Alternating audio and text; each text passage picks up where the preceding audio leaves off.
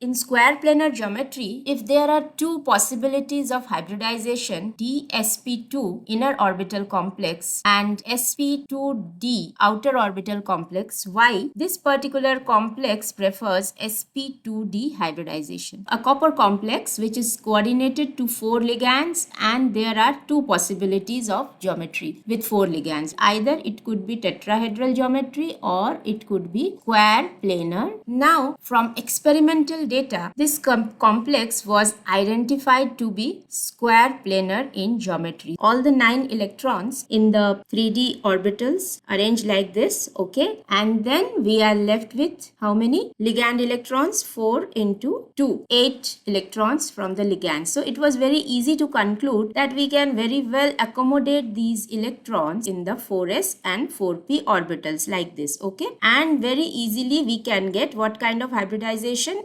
sp3 hybridization. But actually it was seen from the experimental studies that suggested actually that the compound is not tetrahedral but a square planar complex. That means this filling of electrons and the conclusion regarding the hybridization is absolutely wrong. So this way only tetrahedral geometry can exist, okay? Now we have to accommodate and think in that way. First, dsp2 was attempted. So it was suggested that the d9 electron, the last electron, single unpaired electron, migrated to 4p orbital. Okay, when it migrated to 4p orbital, so this 3d orbital became vacant. The 8 electrons of the amine ligand can be accommodated in the dsp2 hybrid orbitals like this. This electron, when it migrates from 3D to 4P, that means it is going towards the higher energy, okay? And this single electron always will have a tendency to escape. It will be lost. That means this particular complex should be highly reactive, but actually this complex was found to be very stable. So the justification of stability couldn't be achieved through this kind of electronic arrangement, which gives us the dsp2 hybridization. So in sp2d electronic arrangement, the 3d electrons, all the 9 electrons of 3d are left untouched. So this is undisturbed. One